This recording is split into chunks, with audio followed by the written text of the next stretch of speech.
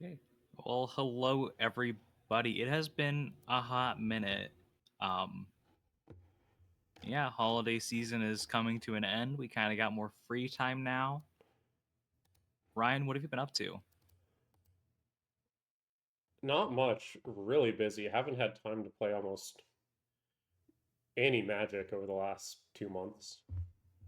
Yeah, no, I totally And get that. Oh, go and ahead. I think I'm the least busy of us two. Yeah, I mean, I've just been busy with family stuff and the holidays and just running around with my like a chicken with my head cut off. But yeah, we're kind of getting through to it though. Kind of more time is opening up. We finally have a time. We finally had a time we could sit down and talk about our topic today. But we'll discuss that more as we get close to the transition. But Ryan, I mean, I haven't done any tournaments lately. There really hasn't been anything near me. What about you? I mean, you said you've been Uh, busy for the last few months, but yeah, I mean, I haven't played anything either, but I'm going to be playing closer to the end of this month in the Discord year end. okay, that's on February 1st, It's Sunday, a and it's a 2 day event actually. Uh, mhm. there's a day one where all of the different webcam asyncs, webcam weeklies, cockatrice asyncs, cockatrice weeklies will all Mhm. have their own contained bracket pools, and that should be happening, I think, the week before. Yeah, and And I then will also day be there. two, they all play each other. Yep. And then I will also be there for that, but I'm not participating. I was actually given the opportunity to be a commentator for the cockatrice year end. So I'll be sitting there talking. You guys will have to listen to me discussing bad opinions. Um, but yeah, I'll be there too. I'll if you make day two, I'll get to commentate on your gameplay and I'll be able to trash talk you a little bit. No, I'm just kidding. I won't do Well, first I'd that. have to make it out of the webcam half. So That's fair. I mean, you've got to play like what Rigorn, Impulse, and I don't even know who else. there's some fierce competition coming out of that webcam async. Yeah.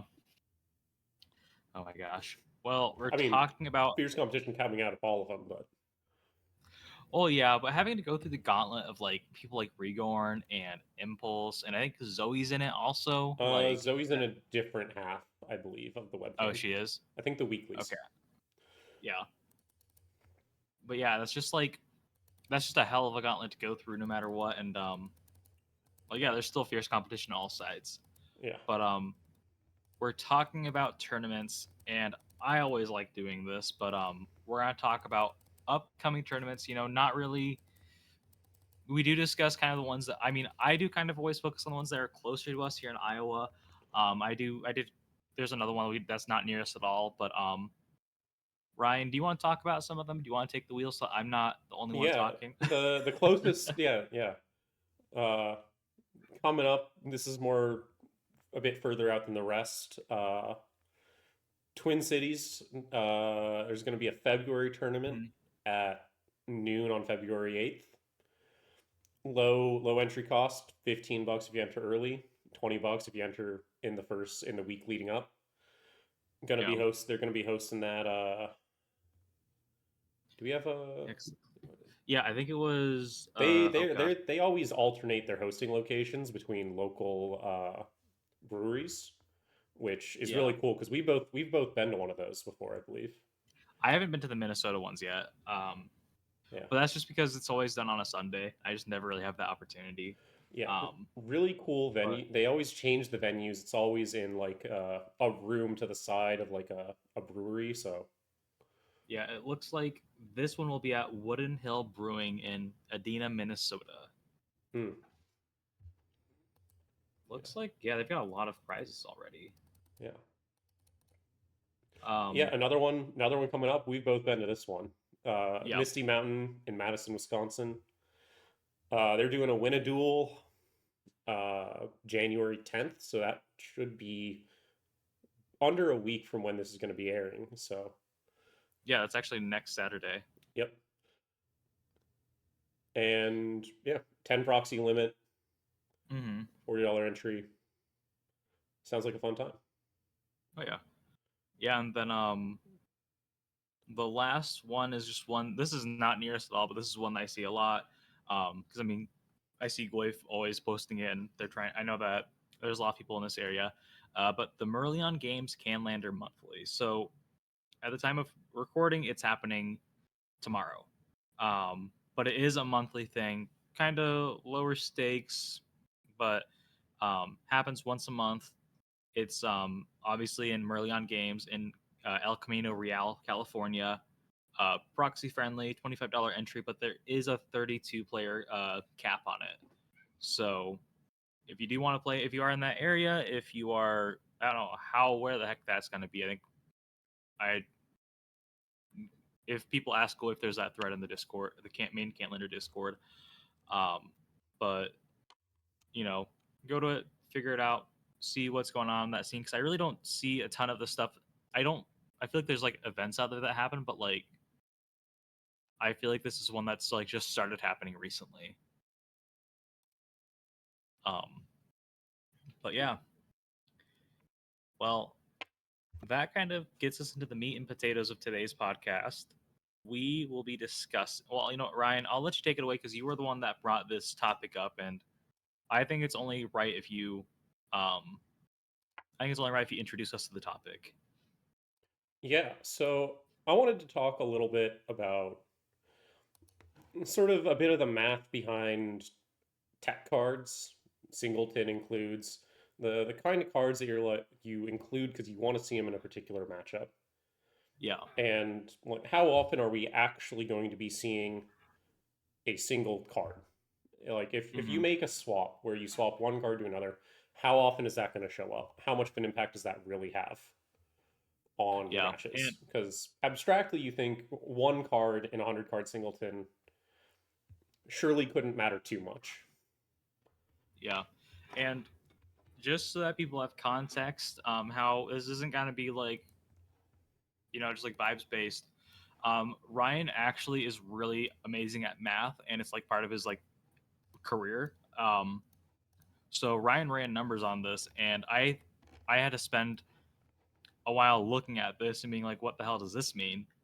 Um, because I am in fact terrible at math, um, among other things. But so Ryan did an amazing job running the numbers and kind of looking at it. And really, this episode, Ryan, correct me if I'm wrong, we're going to be kind of dissecting what you went through and kind of what it means. Yeah, just not a deep dive into the itty bitty nitty gritty decimal 8 decimal places numbers. More just Yeah, pulling out a few numbers to give some context here as to like yeah, what what are the occurrence rates of these things in practicality. These aren't going to be 100% exact to every deck all the time. Some mhm, assumptions had to be made on like, hey, we got to kind of assume that most people are playing about like 32 to 40 mana sources, including fast yeah, mana. So, yeah, like at the high and low ends, kind of assumed that most people aren't like mulliganing to four every single game. People are hmm, generally trying to keep sevens if they can, that sort of stuff.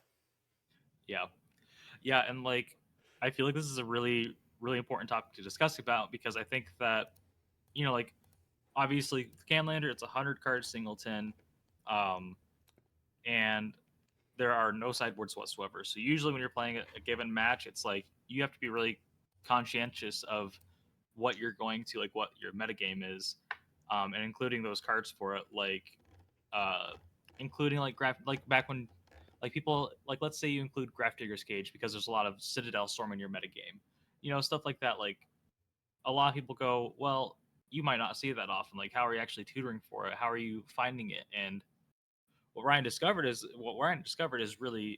actually I think kind of is actually fascinating. Even though I had to spend an hour and a half, 2 hours wrapping my head around the numbers that he found out. Um, I mean, the numbers but were always there. And I think a lot of people kind of understand this abstractly, but it's hard to get a real intuition for this. Yeah, yeah. I think what you found out does a great job and kind of lays the groundwork for a lot of it, and just makes it so that I think it's easier to digest. And for everybody who is like me and really, really bad at math and wrapping their head around intangible subjects or objects, um, we will kind of do a TLDR of it at the end, but we'll kind of be going through the nitty gritty of it for a little bit, um, just to kind of make sure you're getting all the information you need. And I think that Ryan, if Ryan's cool with it, we can probably get the PDF that has kind of like the math and stuff like that, so people like Cy and Kelvin can take a look at it. Because I know those two are both super deep into math. Um, We'll see. I'd have to clean up my chicken scratch pretty considerably. yeah, that's okay. I mean, I used to edit stuff, so I can help you out with that part. Yeah. Actually, no, I can't. This is a Scott. This is academic stuff. I don't know if I can do that. No promises long term, but Yeah, no, yeah, no promises long term, but we do have it laying around. yeah. But So yeah, so some motivation for particularly why there's been a lot of chatter recently around decks like Citadel Storm and Time Vault, yeah, where people are really starting to talk about including some rather specific hate pieces against them. We mentioned yeah, Grafdigger's Cage recently. So how we want to think about this is currently a topic, but it sort of holds true. We are expecting, as of today, January 3rd, yeah, we are expecting a points change sometime in the next like couple weeks. The New yeah, Year points update might take longer than that. We don't really know when it's coming. Um, yep, so there's a chance that the decks we're talking about might not be top of the meta anymore and what people are concerned about. But it's still important to know this because combo and especially decks you want to tech for are always going to be there. There's always going to yeah, be a deck you're concerned about and that you want to try to maybe include some sort of silver bullet sideboard cards. yeah. And this isn't even going to be like about combo. This is all the stuff that Ryan did, all of his math. He did it just so it's about if you include a card for a given matchup, how often will you see it? Hmm. Stuff like that. Yeah. Um, so I think that's just really good information to have, and it's going to be applicable even if let's say Citadel Storm gets nuked. Wheeler and Robin and Evan and all of them go. We really really hate that this deck exists. We are getting rid of it. Bolas' Citadel is now 11 points. Sorry, Goif. But like this is still applicable for like if you play a lot of Gruul monsters, or if you're playing against a lot of Jeskai, or if you're playing against a lot of Timefall, stuff like that. Yeah. So, in the context of tech cards, the fundamental reason why we include them in the first place is that Yeah, we think that we're going to play a deck often enough. Say we're expecting that if I resolve a Tormod's Crypt against Citadel, I win the game, right? If that's our logic, how much does that card how much can you afford to have Tormod's Crypt be a dead card that contributes towards you losing the game in other matchups? The basic yeah, logic is your play rate. If you play against Citadel 20% of the time, and you play against other decks where it's a dead card uh, 80% of the time, hmm, if Citadel is increasing your win rate, if it's increasing when you draw it, your win rate against Citadel from like a 40% win rate to a 100% win rate, then you can afford effectively to have that Grafdigger's Cage be a dead card against all of your other bad matchups about and have it contribute to you losing that game by about 10 to 15%, okay, right? So if it reduces your win rate by less than that 10%, it could be worth including if you expect to play Citadel that often. yeah, Now, okay, yeah. So that's kind of the general logic about how much it affects. And now in terms of frequency of seeing this card, right?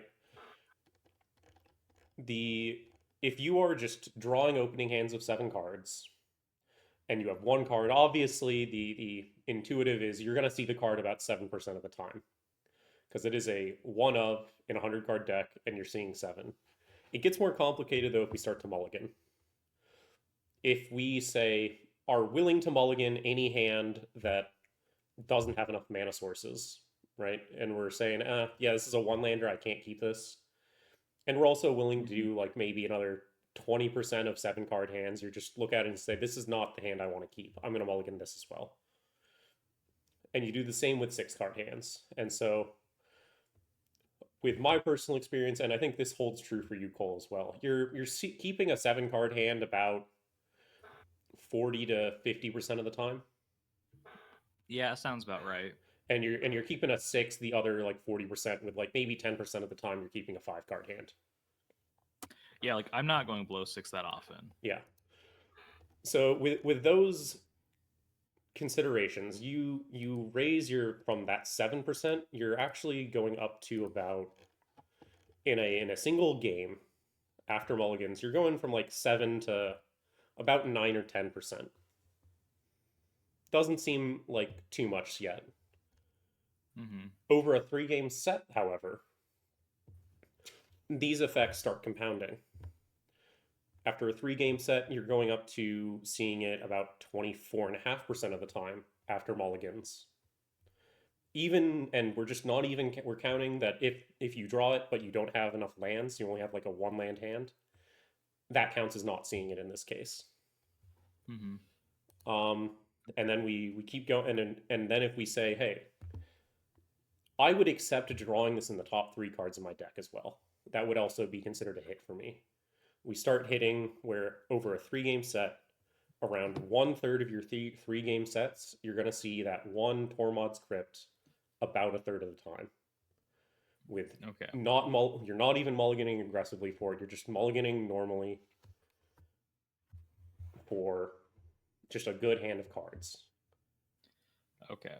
And that's pretty surprising. You're gonna see it over the a set with 3 games in about a third of the time. Like I feel like that's a lot higher than I at least I initially expected it to be. Yeah,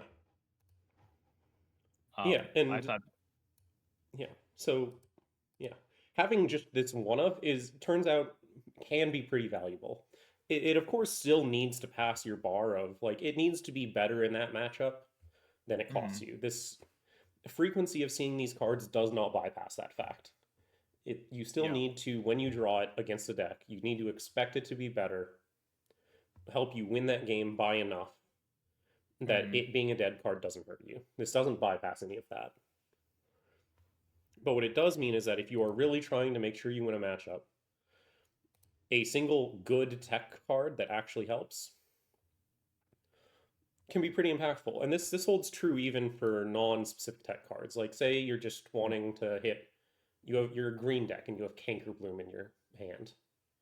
Yeah. You want to draw your Canker Bloom. You should expect to see that over a 3 game set. Just naturally draw, no card selection, normal mulligans, about a third of the time in your 3 game set. Not Okay. per game, but over like once in one of those 3 games, right? Okay, I got you. Yeah. So that makes sense because I feel like at least when I would play like something like Lotus Breach or when I played Citadel Storm briefly, like I felt like my opponent always had the card that got me. But it makes sense because like if you see it a third of the time, that's a considerable amount. Like at 1 out of 3 games, you're at least gonna see it. And if you're gonna see that It's card, not 1 out of 3 games. It's 1 out of 3 sets. yeah, Yeah. 1 out of 3, like a 3 game set Yeah, or 1 out of 3 3 game sets. Yeah. okay, like The per game is about uh it's about 12 to 15% per game. yeah. So that's like pretty considerable for one card in a 100 card singleton. Like, and that's like that just makes it so like you're gonna see that card and it's gonna win you the game on the spot, and then you just gotta win one more game. And that Mm-hmm. just makes it way easier. And some people are just lucky and find it all 3 games or all 2 games or every time. But if they find it every time, I guess that's gonna raise more questions. But um, that's interesting math though, and that makes that at least to me that gives more more reason to run at least one tech card. Like just being Yeah. like I will see this eventually, right? Yeah, I do want to emphasize more of like the tech card still needs to be good enough. Yeah. It can't just be a hey, I'm expecting to play this. So I'm going to play this card that is atrocious in all these matchups, and I'm going to include a random tech card for a deck that I'm expecting to see one in every 20 games. So you're telling me that I should not be playing Meltdown and Jeskai for the Time Vault matchup? Probably not. I do not think Meltdown is winning you Time Vault by hard enough that it's worth being an almost completely dead card everywhere else. Okay, I gotcha. No, that makes sense. But Like, that I mean, is Meltdown is an interesting case for Jeskai because Jeskai does run Wrath of the Skies. yeah, but And I think a lot of the difference between Wrath of the Skies and Meltdown is, of course, Wrath of the Skies isn't a dead card. yeah, no, Wrath of the Skies isn't just a Time Vault card; it's also an aggro card. Yeah, Like, yeah, like it because and that's just because it hits enchantments, planeswalkers, creatures, right? Whereas Meltdown or enchantments, planeswalker, no, enchantment creatures, artifacts. My bad, I can't talk. Um, whereas Meltdown only hits artifacts, so it's like you try it against cruel monsters, dead card. You play against Time Vault or any artifact deck, it's life. But with Wrath of Skies, it's like you play it against aggro creature aggro. You play against uh, artifact combo. Like it's gonna be a life card in a lot more matchups than Meltdown. yep. And that's the key difference between the two. They both have, if you were to include one over the other, they would both have that, you're gonna see in your first couple cards that Wrath of the Skies relatively often. About, Yeah, if you're seeing it about 12% of the time, that's about what is it? Math is hard sometimes. Math in your that's head is okay. hard. You're a lot better at this than I am. I don't even know where the fuck to start. Or About excuse me, one in I don't know seven when or to one in eight. It's about 1 in 8. Yeah. 1 in 8 games I you're mean, gonna see it. But yeah, you know, it's like one of those. It's just a situation where it's like Meltdown is probably one of the most insane just Time Vault hate cards, but it really doesn't do much against much else. yep, Like unless you're going to a tournament where you're going to be seeing you're going to be playing against two at least half your matches are going to be against Timefall or Artifact combo, I wouldn't play it. Like you're gonna get more bang for your buck and more mileage out of Wrath of the Skies if you're on Jeskai. yep, Um, yeah. so that And I think this is also part of the thing of like this applies not just to tech cards to a degree. yeah. That frequency of seeing specific cards means quite a bit that like you can just say, "Oh, I'm only including one card." Like Hmm. I'm including this card that I want as a tutor target. How Yeah. much could it really affect my hands that I'm drawing? Turns out it could Hmm. affect your hands quite a bit. Yeah, or even like you're playing Jeskai Black against any combo deck. We'll use Citadel Storm because that's gonna be the hot top. That's gonna be the hot deck for say that the deck that everything's gonna be considering when they think combo right now. I think like what are the chances you're gonna see opposition agent? Like stuff like that, or what are the chances you're gonna find your the counter spell off the top that you need, and it's got to be exactly force of negation because don't have enough mana for anything else, and your opponent's gonna go off on their turn two, and you're on the draw, like stuff like that. Hmm. I think it's also important to consider the counterpoint, right? Of yes, you're seeing this card a lot more often than you would think against the Citadel, but you're also seeing it a lot more often than you would think against not Citadel. Yeah. So this line of is it hurting me more than it's helping me becomes is really important. And Hmm. it being a dead card in other matchups shows up a lot more often than one might initially think. Yeah. It's It's just one card. What's the worst it could do? Like I'm not going to lose that many games because of it, and I have like hmm 5 tutors in my deck to find it. yeah, Um, yeah, because when you look at it, you're like, oh well, those five tutors, like if they're not flexible enough, like if they're only finding, you know, I think we're gonna go back to the meltdown thing. Like they're only finding meltdown. Well, now you have to worry about finding either multiple copies of meltdown in your matchups you don't want it in, or you're gonna be using those tutors for subpar targets. Like you're gonna be using it for stuff you don't want to use it on. I think we saw this a lot with back when Urza Saga was not pointed. Yeah. We saw a lot of people playing Urza Saga and Mm-hmm. including cards that they could find off Urza Saga that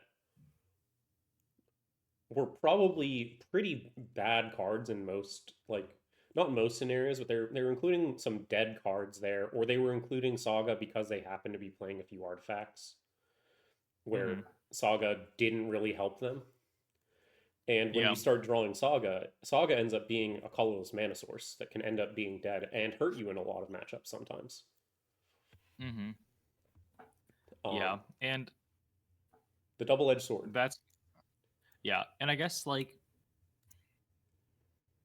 we're kind of talking about tutors. Do you want to discuss? I think I want to start talking about how additional copies of these Okay. effects start playing in first. Because Okay. these are all the numbers for one copy of the card. Like, say you've been playing Grafdigger's Cage, and it's a pretty hostile meta against. There's a Mm-hmm. lot of Citadel. There's a lot of things that Grafdigger's Cage hits, and you're really happy with it, which Yeah. I think can be reasonable in some metas. That's a reasonable take in some metas. Yeah. Um, and say you wanted to double up on it because yeah, it's helping you, but you wish it was showing up a little bit more often. So you Mm-hmm. go to say another similar card. I don't know if you There's know of any tech cards that would, off the top of your head, that you would want to include uh after you include Citadel or Tormod Script. well like Tormod's Crypt, really anything that hoses Citadel in general, like Grafdigger's Cage. I think Yep. like Or sorry, Tormod Script doesn't hit Citadel. It hits Graveyard's Breach. yeah. So can't let's look. I'm just gonna do a quick Let's say you're search. red. Let's say you're red. You're going to include Roiling Vortex. Okay, yeah, Because because when that way when your Citadel player is trying to go off, they have to pay 5 life for every spell, and yeah. Oh, yeah, we could also consider Vexing Bauble. Vexing Bauble, yeah, yep, Like Vexing Bauble is same, the I have actually played that one in Time Vault before. yeah, but and that's maybe something we can discuss after the multiple copies, just because I think that Time Vault is a very different case for this, but yeah, It'll like feed into you're tutors. It feeds into tutors a lot. But yeah, so yeah. so we include this second copy of this tutor of this hate effect, and say we're like, okay, I don't need both uh, Graph Diggers and a Vexing Bauble. Yeah. Having both would be redundant, right? So how often are we to see these cards now against in any given match? At least one of them. And Hmm. over a 3 game set, the odds increase a lot, actually. We go up to, like in any given game, we're expecting to see it happen uh, in at least one of our opening sevens about 48% of the time now. Yeah. And we're expecting to see it even in the top 3 cards of our deck. So, like, after we've finished our mulligans and then we do our first 3 draws of the game, Hmm. we're expecting to see it then about 56% of the time. And those are pretty high numbers, but if Yeah. you look at the difference, a pure doubling of the odds, right, from just having one copy, we should be at 66%, but we're only at 56 if we're just purely doubling it. Yeah. So we are losing there about 2/3 of the added effect. Yeah. So that second copy reduces the efficiency and the value, air quotes, that you get out of your hate cards by a decent margin. And Yeah. that could be enough that if your margin on how good is this versus this matchup versus how bad is it, that could shift that balance pretty significantly. Hmm. So like, say the added value, like given weird abstract numbers, say the added value of having Diggers against Citadel is 7, Mm-hmm. and the negative value of having it against everything else is like -2. And that's at equilibrium. If you Yeah. reduce that, or maybe -6, that's a +1 net bonus. But if you start reducing that impact against Citadel, it can start to look pretty bad, where you're still having that cost, but these second copies aren't helping you in Citadel, whereas the two copies in other matchups are hurting you both times. Mm-hmm.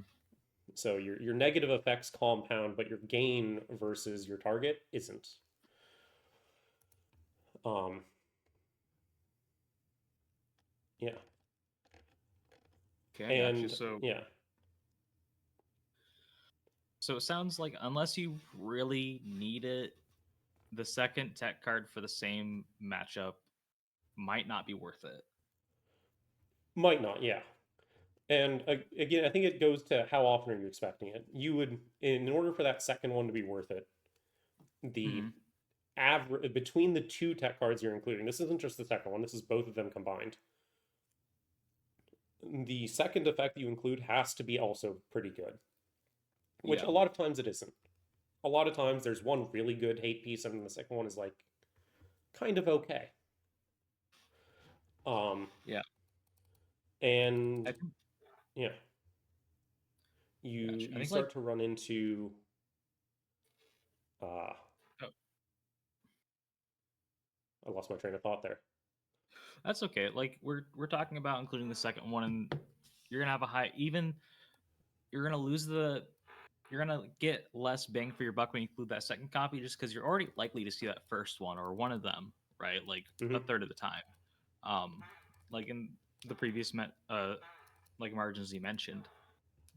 And it's like, well, now that we have the second one, you're going to be seeing this more likely. And yeah, your matchup against Citadel might get better, but also your matchup against not Citadel, where these guys are dead, is going to get way worse. Yeah, So, and this is kind of do you really need that? Do you like, or is it maybe just that you can maybe find a card that's different? Like, let's say you're playing like green, you're playing Golgari or green based. Like, yeah, you play Grafdigger's Cage, but now you're like, well, I need something else. Like, now I'm gonna play Canker Bloom, right?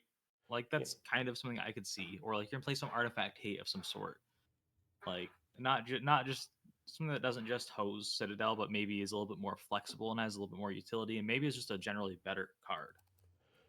yeah. Including generally better cards is going to limit the risk you take of having just these awful dead cards. Hmm.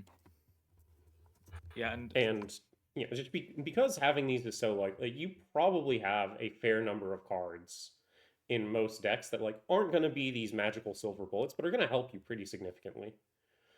yeah, That and maybe you don't even need all of these hate cards to begin with, right? yeah, like maybe like one or two. Like, there's gonna be some decks where like I think where you can't like, but there's gonna be some decks where you can just justify playing these because your tutor suite is so flexible, right? Like, I Yeah, think we were talking about briefly like Time Vault. Like Time Vault plays, what does Time Vault play? They play Vexing Bobble. They play well, you would know. Time Vault plays so many different things because it's so flexible in what tech cards it's bringing, mainly Mm-hmm. because of the effect of tutors. Tutors do this magical thing to the math where they can give you that effect of having these second, third, fourth copies, Mm-hmm. but they don't incur the additional cost associated with having dead cards. As long as you're including these tutors for reasons that aren't purely finding tech cards, right? Yeah. Like if you're playing these tutors because they help you win the game and progress Yeah. a game plan, like Urza uh, Saga. Urza Saga in Vault, Enlightened Tutor a lot of the time in artifact heavy decks. Mm-hmm. Um, in Jeskai, Mystical Tutor, it Yeah. goes and finds like it's not just a hey, I'm gonna go find Force of Will to Or stop my opponent. Terminus. or Terminus or something like that, it has that mode of go find fourth Aerlingus and Mhm. kill my opponent, or find Yeah. recall and do my main plan of just I'm gonna ancestral 3 times in a game, right? Yeah. Uh, Yeah. Which. yeah, these tutors have a beneficial effect on these tech cards Hmm. where you are hitting that 55% chance of having seen this card, assuming you use the tutor to find it, Hmm. in a given game, but you don't have the like 50% chance of seeing it in the games you don't want to see it. Yeah. You get to use that tutor on something else. Yeah. And like, I wanted to mention specifically Time Vault just because I feel like it's such an outlier. Like, I don't really know how else to explain it other than that though, because like, It's artifact decks in general, I think. Um, they get to play a lot of low cost tutors that are very efficient. You see this, I think, a lot in like this happens in Breach as well, I think, yeah. because you Breach gets to play Silence, which you know is kind of a tech card if you think about it. Um, it's a Hmm. tech card against counter spells and instant speed interaction. There's going to be Yeah. a fair number of decks that just don't run anything that interacts with Breach at instant speed or run extremely low amounts of it. And so Yeah. Breach gets to run all these tutors that help them find their combo. Or if they need Hmm. to, they go and find their tech card, which could be Silence, it could be Prismatic Ending to remove an onboard hate piece. It could be, Yeah. and this is true, that's if you have generic tutors. Time Vault runs artifact specific tutors. Grixis or the Citadel runs a bit of a mix of both. They run a whole lot of tutors that are not specific to artifacts, but they run a lot of artifact tutors too. Yeah. Yeah. And like, I don't know. It's just, like it's just kind of like this common trend, right? That like the decks we've kind of been discussing are decks I would consider some of the best decks in the format, like Jeskai, Citadel, Time Vault. Like these are decks that we're finding are able to not only excel in the matchups that they're good in, but also have in the matchups where they're not as favored in, right? Mm-hmm. Like Time Vault can find the silver bullets for most of its bad matchups. Turbo Citadel either just outraces you, or it can like find an answer to like the blue matchup or whatever because it can find the silences and it can find the defense grid super easily, stuff like that. Jeskai able to find answers for the combo decks, like Wrath Disguise or just on stack interaction. Like the numbers for finding their tech cards is already pretty high, but they still have the ability to find them. Even if they don't just naturally draw them. That's just kind of a thought I just had, but um, Yeah, and that's just a trend I've noticed. yeah. Um, So one of the big paradoxes that when we were discussing this, you asked me this question, yeah, which is like, yeah. So you're saying that I see these cards so often, right? How come is it then that when I want to draw this card, I want to test this new card I yep, included in the deck? How come I never see it? How yep, come I include a card in my deck and then I haven't seen it in 2 months? mm-hmm. This is one of those very interesting. It's not quite a paradox. Um, It's a very complex mathematical equation, though, from what I remember our discussion being when I first asked this. I mean, you can simulate it pretty good using something called a Monte Carlo simulation. Yeah. But that's a bit technical for our purposes right now. That's basically just taking a scatter gun and running it 100, 200, 300 times Mm-hmm. and just saying simulate this and then just saying, yeah, if we run it the simulation enough times, it's the truth. Yep.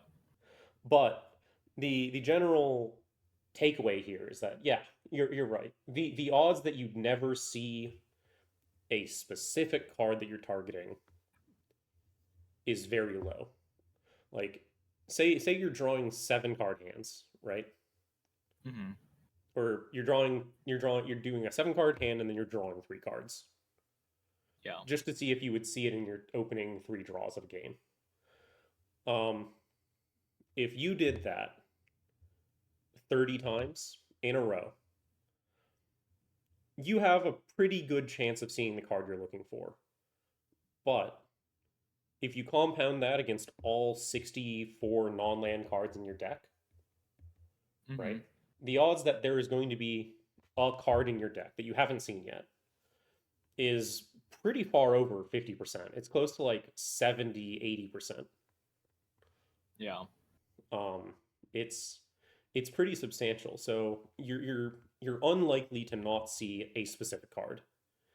You're very likely to have never seen a card in general. And just due to how we perceive things, right? Yeah. We notice that. We notice when we haven't seen a card. We don't notice when we haven't seen a specific card. Because for every card that you haven't seen in 30 matches, there's also that card that you've had in your opener 3 games in a row, Hmm. right? Yeah. It's like, And yeah, when there's enough improbable events that could happen, one of them is going to happen. mhm. It's very improbable that you're not going to see Mana Crypt. But it's Yeah. also very improbable that you're not going to see Mox Opal, you're not going to see Chrome Mox, you're not going to see a Braid, and all of those little bits of highly improbable adding up comes out to very probable. Yeah. And I mean, correct me if I'm wrong, but the takeaway I took from this was that, and this is going to be a very bland answer. And I know that when I said it, I thought to myself, this is such, this is such, this is not the answer I was looking for, but it makes the most sense. The more hands you look at, i.e., during mulligans, during if you play more games, the more cards you're going to look at. The more cards you look at, the higher chances you're going to have of seeing the given card, or not seeing the given card, right? Like, and that's just because you're looking at more cards over a period of time. If that sounds correct, Ryan, let me know. If not, correct me Yeah, because that is very correct. Yeah. yeah, like, and it's just like the answer to seeing the card more that you want to be seeing is see more cards. So I mean, maybe that's like with Jeskai, it's just it plays the cantrips, or maybe you need a mulligan aggressively, or maybe you just need to play more games. But obviously, like in a tournament setting, you've only got like what 15 games max during the Swiss Hmm. before you have Top Cut, so Yeah. a little bit different. But Yeah, I mean this can also be a little illustrative of like, you know, you can psych yourself out. You say, okay, I'm playing against this deck. I'm playing Time Vault. I mhm, am worried about my opponent having Wrath of the Skies. yeah. But surely they won't draw it. It's such a low probability event, right? Oh my god, that's just so funny because it's like You you can you sit can there and psych yourself out by not playing around things that you assume won't happen. yeah, like, and it's like the fuck it, we ball sometimes, but also being smart about it. But I don't know, it's just kind of crazy because like I feel like obviously it's the paradox, like the card where you notice when you don't draw it, but you don't notice when you do draw it. Like it's not as like it's like you never really remember the good things that happen, but like every single day. But one bad thing happens during your day, and you just remember it forever, right? Yeah. Yeah. So Um, on the note of always having it, right? Let's scale up the number of cards we're looking at, right? To let's scale it up to a really high number. Let's say 7. mm, I ran the numbers on. I took a Boros aggro list. yeah, They run that list in particular was running about 7 fast mana sources, repeatable fast mana. They're running the Soul Ring, the Mana Crypt, the Chrome Mox, the City, the Ancient Tomb, and I'm Mm-hmm. counting the two depletion lands because you get two uses out of them. I'm counting those as Mm-hmm. repeatable. It's a bit iffy, but I count them. When you consider, if you use that and you say, okay, how often is am I going to see one of those seven cards in a seven card hand that has three other playable spells in it and at least one other land. So we're saying, okay, I request that out of this deck, I have these seven fast mana sources. I want to have the ability to get to three mana. I want to have a fast mana in my hand, and I want to have at least three spells that are not mana sources. You actually are expected to hit that about where is it? I had this written down.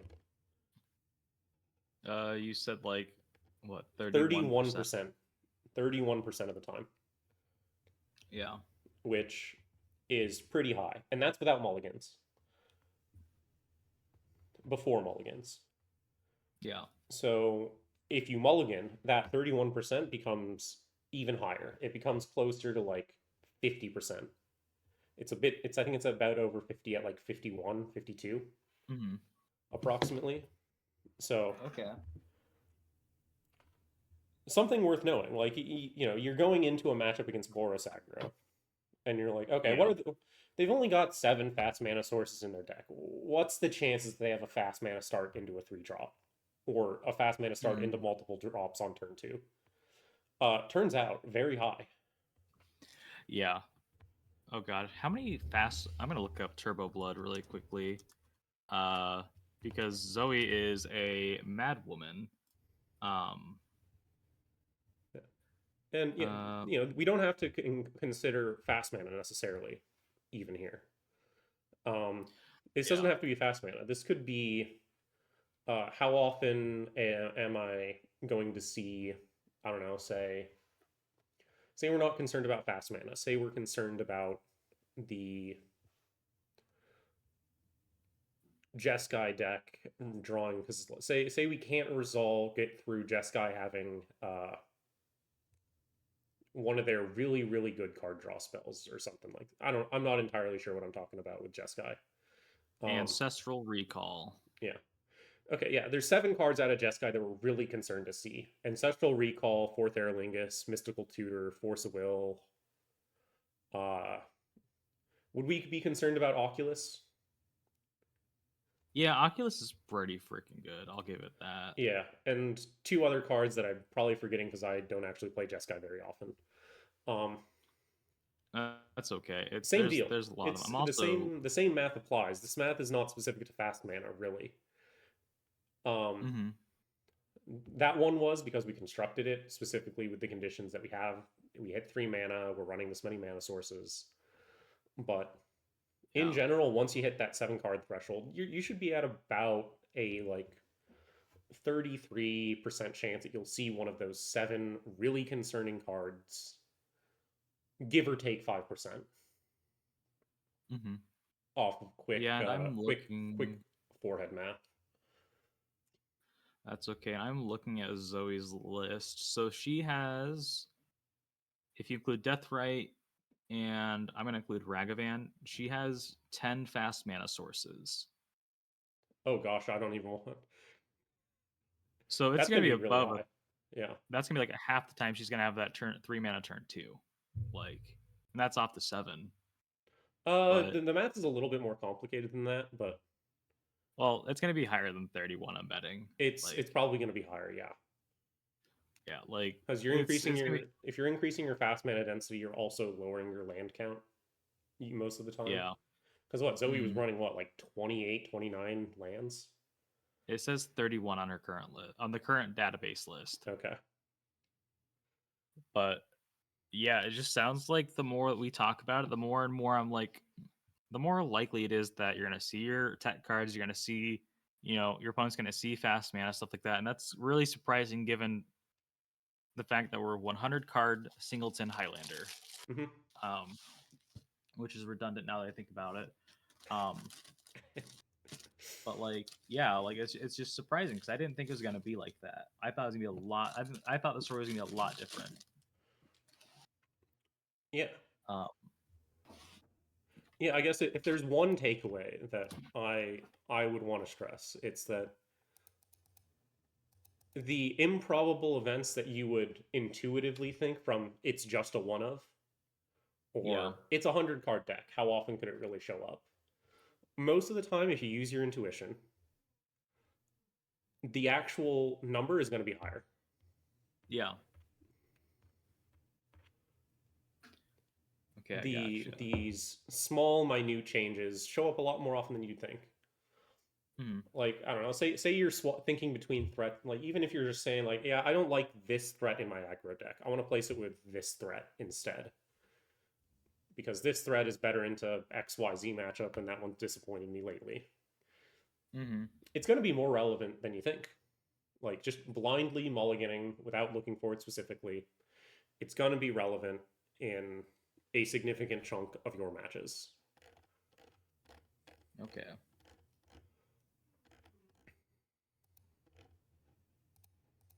Damn, that's just whack to me. But Yeah. yeah. So like the general TLDR though is just like, okay, I'm gonna read off what I wrote. Um, so like, what does this tell us all together? You have a good chance of seeing any given card in your opening hand uh, in a number or in how many three game sets? Three. Uh, in a single 3 game set, you should probably expect to see any Like given 12 and a half, card without 13. mulliganing for it. Yeah. Yeah. Yeah, like you have a pretty good chance of seeing any given card in your opening hand during a three game set, you know, but and those chances go up the more games you play and hands you see because you see more cards. Hmm. Um, However, adding subsequent, you know, tech cards, silver bullets, etc., does not double, triple, etc. those odds as you'd initially expect, but rather you're getting less bang for your buck with each one included because that the effectiveness goes down. Yeah. You're going Since to draw them in duplicate more and yeah, more often. yeah. And tutors do help you find those cards more consistently since they do act as additional copies. But as we discussed, Silver's double-edged sword, um, you're gonna find them more likely. You're gonna find them more frequently in the matchups you don't want them in, or that they're not intended for. Hmm. Um, but obviously, this is all contextual. If you're playing against a ton of artifact combo, maybe you do need that second one or that third one. But maybe it needs to be a card that's just not like the meltdown of kind of card, right? That has more than just the artifact combo matchup. It needs to be like a Kinkle Bloom or you know, something like that. Um, but did that kind of sound about right for tying it all together, Ryan? Like for kind of like the Yeah. TLDR of the entire. Yeah. That sums up most of that pretty well. You know, there's a Yeah. lot of nuance there, and a lot of Yeah. these numbers are highly dependent on land count. They're dependent Hmm. on your style of mulliganing. Um, Yeah. I would not take any of these figures as literal gospel, but more as a general guideline of, oh, that's how high that number can get, or that's, you know, to adjust Yeah. expectations of about where you're supposed about how likely things are, not the exact Mhm. numbers of exactly how likely things are. Yeah. And like, again, just we've said it a million times, but it sounds like, what the math is telling us, and you know, I think this format would go a lot of go. We're based off of vibes and just kind of, you know, going by the seat of our pants for a lot of stuff. But the numbers tell us that you're gonna see the card you're looking for usually if you're playing a three game set. Um, but You have a decent chance of seeing it at least once in a 3 game set. yeah, and that the more cards you see, the more likely you're gonna see it, it just makes way too much sense. Yeah. Um, Yeah. We're not approaching 90% certainty here, not even close, but like, in the mid 30s, 40s, 50s, 30 on the yeah, high end for an individual card.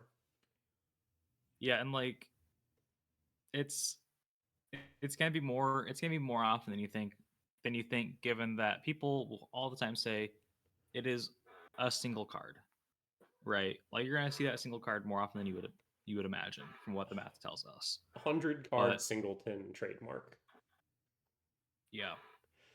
So Ryan, as I say, I know that when we were discussing this previously, there was like final thoughts you had on the topic. Um, but do you want to? Is there anything additionally you want to say regarding it? Uh, I think that's it for Like, today. Um, I don't have much more I want to dive in too far right now. Uh, yeah, Math can get pretty heavy, yeah, especially weird, hypothetical, talking about a lot of numbers bouncing around in your head. hmm yeah, and like this was a topic where you really came up with it, and you were like, "I want to talk about this." I was like, "This seems pretty interesting." And when we were discussing, I was like, "Holy hell, this is a lot of math," and it took me a long time to wrap it around together. But I think I think this is a pretty good discussion. Like I think that this it just kind of ties everything up nicely, and I think this is really relevant for given the texture of the format right now and what people are seeing. Um, Mhm. but It's I think it's also just important to keep in mind. mhm, I think it can help save. It saved myself a lot of tilt before. To not yeah, get too tilted, right? Like, yeah, your Jeskai opponent did just draw a recall in 2 games in their opener. mhm, Uh, is that unlikely? Yeah. Is it like astronomically unlikely? No. If they did 10 matchups, that'd probably happen. yeah, Like, if you it's more common these weird freak where you're like, oh damn, why did my opponent have to have this card in this situation? That's so unlikely.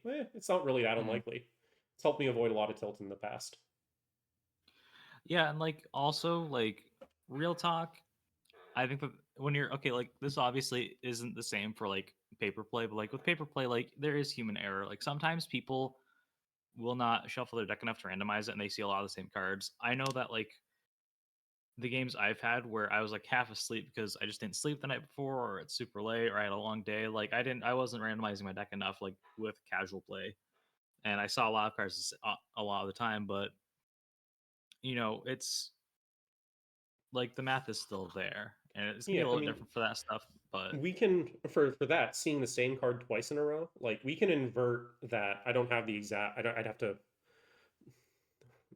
do it quickly, but I would suspect that a lot of the same logic that goes into how likely are we to never see the same card, like hmm over like a 30 game set. Like, is it likely that you're going to see Orcish Bowmasters in your opener twice in a row? yeah, Probably not. Is it likely that you're going to see a card in your opener twice in a row? Starts to get more likely. yeah, Like, yeah, sure. Uh, may seem okay, very fluky, but there's 100 cards in your deck, and that same card could have been any one of them. yep, okay. Well, we're gonna kind of get into the conclusion of the episode here. But Ryan, are there any upcoming plans? Any? I think we discussed it. You're going to a tournament next weekend. Uh, are you? No, wait. You're going to a tournament soon, though, right? Uh, I might see if I can make it out to Misty Mountain next weekend. I don't know yet. Yeah. Fly by the seat of my pants. Depends on whether plans with some other friends work out or not. Mm, I got you. Yeah, I know that for myself. I'm probably going to be bound to not going to tournaments for a little bit. Um, but that's just how life is. But I'm gonna keep on following stuff, keep on doing the best I can. Like hopefully I can go to something in March. And somewhere in I can't remember. I might be going to somewhere in March with Ryan Rubber Duck Sauce, the person I originally started this with. Um, but again, that's all up in the air. But that's okay. But yeah, just kind of chill for right now. Not much is happening in Iowa for tournaments, unfortunately. It But happens. I think I had heard some rumblings about uh first First turn, turn, maybe maybe. doing another one. Yeah. Yeah, that sounds about right. Because Travis is probably gonna put up one of the duels that he wanted in a previous tournament again. I think we had heard that they were working on organizing another one at some point. Okay. But that's rumors in the grapevine and nothing official. Yeah, I Rumors gotcha. from people who are not directly involved. Reliable. Oh, okay. So, I mean, who knows if it's confirmed or just it'd be real nice if there was another tournament type thinking. Mm-hmm. I gotcha. Okay, Ryan. Now we've been doing these questions for a little bit, and always try to keep it on topic for what we're discussing. But what's the craziest tech card you've included in a deck for any matchup, whatever? And or what's the biggest cope include you've done? Well, when you mentioned this is the biggest cope I've ever had. It is. I think I've mentioned it probably at least twice in these wrap ups now. Of my mono red phase, mono That red wasn't a phase, RDW Ryan. That phase. was It was a that year was at least. it was a long time. That's like how I met you. Like that's how my wife knows you is mono red Ryan. Um Yeah. Oh man. No, no, no. It was I was running. We were running into Triumph of St. Catherine, Shieldred the Apocalypse, all these big stupid creatures that had 5 toughness. yeah. So this was right around the release of Wilds of Eldraine, and Okay. I Witchstalker Frenzy was making a splash in standard, Yep.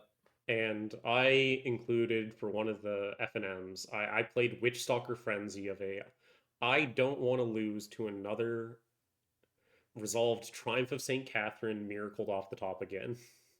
Yep. This sounds about right. I You don't think can I I feel saw. I don't think I ran into any of the matchups that would have been relevant in that night. yeah, I feel like I was a part of this. You were one of the like 6 people, exaggerated 6, playing Jeskai with Triumph in the main deck. Yep. I think that's more than reasonable because I mean I think I've told you this, but when my wife started playing, she played red deck wins because she's like, I like my games to be quick and easy. I'm like, that's fair. Um and I Miracle Triumph against her. We're getting off topic, but Miracle Triumph against her once. She killed it. It took like 2 cards out of her hand, whatever. Killed it, shuffled my top 6, went back to doing it. And then the next turn, I draw Miracle it again. Um, and I slept on the couch for a while after that. Um, Sounds like you should but cut Triumph of St. Catherine. we, I cut it. I did. I've cut it. I can't remember. There was some card from the oh, I cut it for one Shitong. Um, Oh, sure. but yeah, I say, but yeah, Witch Stalker Frenzy though. That's I mean that's like in mono red. Like I see that. It was not great. It was Yeah, way too conditional. Having the number of attacking creatures needed to make it work just did not happen often enough. yeah, I get that. I would say I was looking kind of at my old lists, and I feel like for me the craziest one, which this isn't even super crazy. I think it was Strangle and Jeskai. Um, but this was like during like the Gruul Monsters phase where everybody was obsessed with that deck and everybody was obsessed with aggro. Um, and it's like I just remember I cut it. I was like, this card just is fine, but like I was like, it's just fine. Like I wasn't really impressed with it. I when I drew it, it did the job, but it was like, eh. Hmm. And I mean, like I think that like I've probably had crazier includes in like Lotus Breach, but I can't think of any of them. But like, yeah, just Strangle is always just a kind of a mid card. I think I was playing it because I was like, oh, this card just kills the bird on turn 1, and that's really important against cruel monsters right now. And that it turns out that doesn't really matter, you know, because after like mid 2023, 3 damage was not enough. I think I remember Like, talking about this. You were talking about cutting Bolt, and I think I was talking to you about it, and we were trying to figure out a replacement, right? And Like lightning bolt or like chained lightning? I know it was when chained lightning. I was thinking about cutting. I think. yeah, I think we were talking about a replacement. I think was that the time when we were replacing it with Eldrazi 2 mana Malevolent Rumble. Oh, in Lotus Breach. Yeah. Yeah, no, that was me going cutting. I can't I think you were remember. cutting Lightning Bolt. Oh yeah, no, in Lotus Breach I did cut lightning bolt. Just because it's like 3 damage does not hit anything anymore, and lightning bolt is good and stuff like Jeskai because it's efficient and it goes face and you can flash it back, right? Yeah. But in Lotus Breach, the lightning bolt is used as an alternative win con as well as a removal spell. However, it does a really bad job at being a removal spell, and it's really almost never necessary as a finisher in Lotus Breach because you're usually brain freezing your opponent out. Yeah, a different deck, but Different deck, but yeah. I eventually added in Sword Soak for it, sure. but that's a different story for a different day, right? Um, We'll get back to the Rumble cut. yeah. Well, I think that about wraps it up for this episode, though. Um, Ryan, I got nothing else really. Just want to say I apologize to everybody for it being super long. You know, the holidays got to everybody. Um, and I ate way too much. I was given uh, way too many, way too much food. And I was going to food coma almost constantly over the holidays. But food comas feel so good in the moment when you're They eating it. do.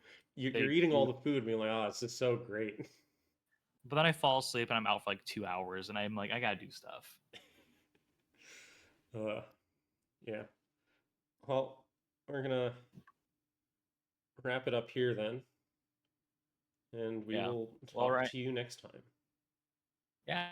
Thanks for talking, Ryan. And everybody, if you want to find us, you can find us on Twitter, Blue Sky, YouTube, Spotify, always CHL Tournament Prep or Canlander Tournament Prep.